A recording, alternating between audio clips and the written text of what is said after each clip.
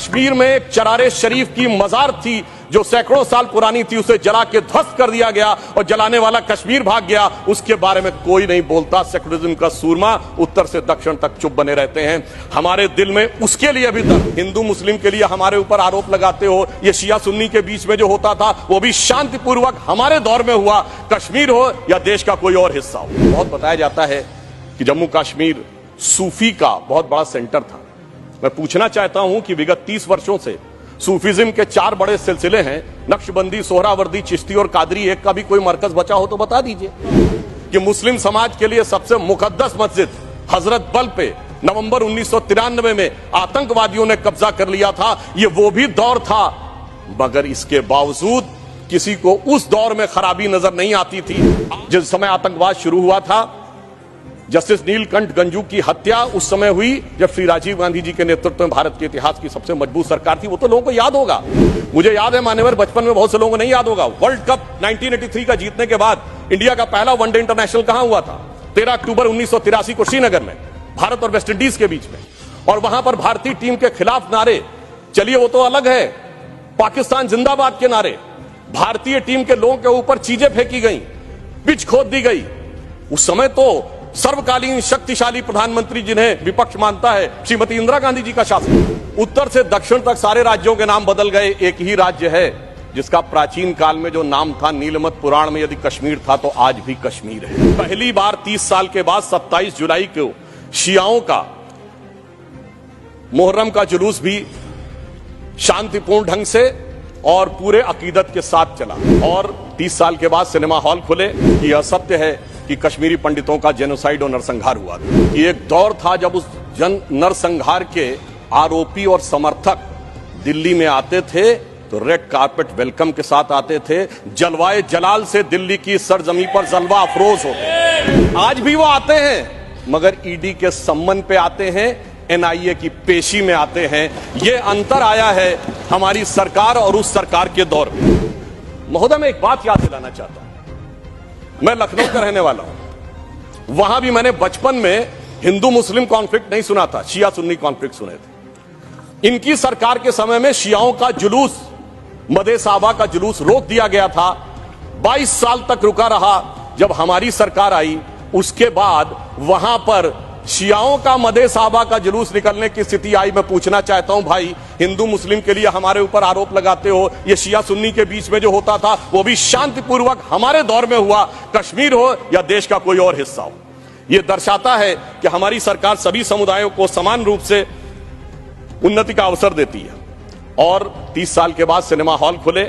आज जब सब कुछ शांतिपूर्ण और सही ढंग से चल रहा है तब यह समस्याएं नजर आती हैं कि आज दुनिया का सबसे ऊंचा पुल जो 1315 मीटर का है वो आज चिनाब नदी के तट के ऊपर बना हुआ है। यह दर्शाता है कि कश्मीर किस नई ऊंचाई की तरफ जा रहा है। महोदय, मैं याद दिलाना चाहता हूं, हमारे बचपन में जिस जमाने में कश्मीर में आतंकवाद फैला था तो हम लोग कहते थे झेलम नदी का प्राचीन वैदिक नाम है वितस्ता और चिनाब का है अक्सिनी। तो हम कहते थे बो दिए विष बीज किसने, अब वितस्ता ने पुकारा, क्यों झुलसता जा रहा कश्मीर नंदन वन हमारा। आज मोदी जी की सरकार आने के बाद हम कह सकते हैं, पर आज दुनिया का सबसे ऊंचा पुल अक्सिनी पर हमारा जो उभरता जा रहा, जो निखरता जा रहा कश्मीर नंदन वन हमारा। अब मैं एक और भी बात यह कहना चाहता हूं कि 21 हाइड्रो पावर प्रोजेक्ट्स भी चल रहे हैं। G20 जिस शानदार तरीके से हुआ वो हम सब ने देखा।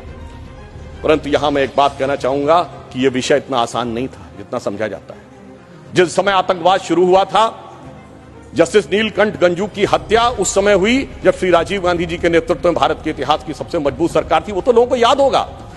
परंतु उसके बाद ऐसा दौर भी आया कि वो सब लोग आरोप से छूट गए।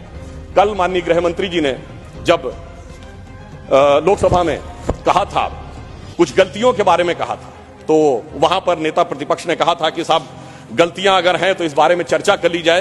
तो मैं सिर्फ यह बताना चाहता हूं कि अगर गलतियों की बात होगी तो बहुत सी ऐसी गलतियां हैं जिन्हें विशेष रूप से ध्यान रखने की आज आवश्यकता है। मैं सिर्फ 1-2-3 तथ्य लोगों के सामने रखना चाहता हूं। जब स्वतंत्रता के उपरांत रियासतों के विलय का महकमा सरदार पटेल के पास था तो केवल कश्मीर नेहरू जी ने अपने पास क्यों रखा था? नंबर 2, 1946 में महाराजा हरि सिंह जी के विरुद्ध विद्रोह के आरोप में जब शेख अब्दुल्ला जेल में बंद थे तो पंडित नेहरू स्वयं उनको छुड़ाने के लिए कश्मीर गए और वो भी गिरफ्तार हो गए। यह बात मौलाना आजाद ने अपनी किताब इंडिया विंस फ्रीडम में लिखी है कि इससे तत्कालीन कांग्रेस नेता बुरी तरीके से हतप्रभ हो गए। और इस परिस्थिति में जिस समय पाकिस्तान ने आक्रमण किया उसे कबायली आक्रमण क्यों कहा गया, सेना का आक्रमण क्यों नहीं कहा गया। और इसके अतिरिक्त मैं यह भी कहना चाहूंगा कि जिस समय यह कश्मीर का संघर्ष हुआ, एक फैक्ट रखना चाहता हूं, उस समय तो माउंटबेटन 30 जून 1948 तक वाइसरॉय थे। भारत की सेना अध्यक्ष जनवरी 1949 तक जनरल रॉय बूचर था और पाकिस्तान की सेना का अध्यक्ष जनवरी 1951 तक अंग्रेज था। तो भाई यूनाइटेड नेशंस में जाने की क्या आवश्यकता थी। गृह मंत्री जी ने बिल्कुल सही बात कही कि भाई उनको 1 साल तक माउंटबेटन को इसलिए रोका गया था कि बचे हुए कुछ मामले रिजॉल्व करने हैं। तो भाई मैं पूछना चाहता हूं कि उनको क्या मेहमान नवाजी के लिए रखा गया था। जब यहां थे, दोनों तरफ के सेना अध्यक्ष भी अंग्रेज थे, तो यूनाइटेड नेशंस क्यों गए। इसलिए मैं कह सकता हूं एक गलती नहीं, भयंकर गलती थी जिसका खामियाजा आज तक सरकार को भुगतना पड़ रहा है। और फिर इतना ही नहीं, करेस्पॉन्डेंट ऑफ सरदार पटेल से बहुत स्पष्ट है कि वहां लिखा जा रहा था कि residual powers will be vested in the interim government of Jammu and Kashmir, जिसको सरदार पटेल के इंसिस्टेंस के ऊपर यूनियन गवर्नमेंट कर दिया गया। अगर रेजिडुअल पावर्स उनके पास वेस्टेड होती तो आप समझ सकते हैं कि आज कितनी बड़ी चुनौती का सामना करना पड़ता। और ये correspondence of Sardar Patel 1945 to 50 के खंड 1 में जो वी शंकर उनके सेक्रेटरी थे, उन्होंने इस बात को लिखा है। अब मैं एक बात और ध्यान देना चाहता हूं कि प्रथम लोकसभा में कश्मीरी पुनर्वास के कैबिनेट मंत्री अजीत प्रसाद जैन जी ने अपनी किताब कश्मीर व्हाट रियली हैपेंड में लिखा है कि the draft was approved by Sheikh and his colleagues and then passed by the Congress party. ये मैं नहीं कह रहा हूं, उनकी सरकार के कैबिनेट मिनिस्टर कह रहे थे। और इसमें अंत में एक और व्यक्ति का उद्धृत करना चाहता हूं जो भारत के मुख्य न्यायाधीश रहे, जस्टिस मेहरचंद महाजन, जो कि उस समय कश्मीर रियासत के प्रधानमंत्री थे। उन्होंने आकर कहा कि 24 अक्टूबर 1947 को वो पत्र लेकर आ गए थे, परंतु उसके बावजूद 2 दिन तक सिर्फ इसलिए मामला अटका रहा। ये मैं नहीं कह रहा हूं, जस्टिस महाजन ने अपनी किताब लुकिंग बैक में लिखा है, क्योंकि नेहरू जी की यह शर्त थी कि शेख अब्दुल्ला का पहले स्थान तय हो जाए नई सत्ता में, इसके उपरांत ही कश्मीर के विलय का प्रस्ताव होगा। वो सारी बातें आपको पता होगी कि जब समय उन्होंने कहा था कि हम जाकर कराची चले जाएंगे यदि हिंदुओं की रक्षा की गारंटी श्रीनगर में फंसे हुए लोगों की ली जाए।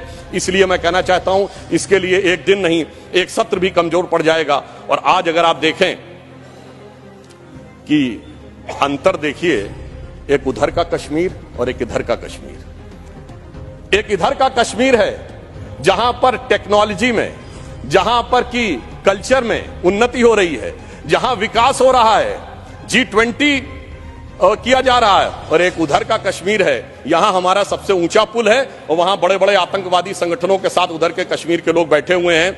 इसलिए मैं ये भी कहना चाहता हूं कि इन 75 वर्षों के बाद जो कुछ भी बदलाव आया है वो इस सीमा तक आया है कि मैं सिर्फ ये कहना चाहूंगा कि जो मोदी जी ने हिम्मत दिखाई उसकी वजह से आज ये बदलाव आया। जिसे एक पंक्ति में कहना चाहूंगा कि दर्द की रात गई, गम के जमाने भी गए और मोदी जी की हिम्मत से कई दाग पुराने भी गए।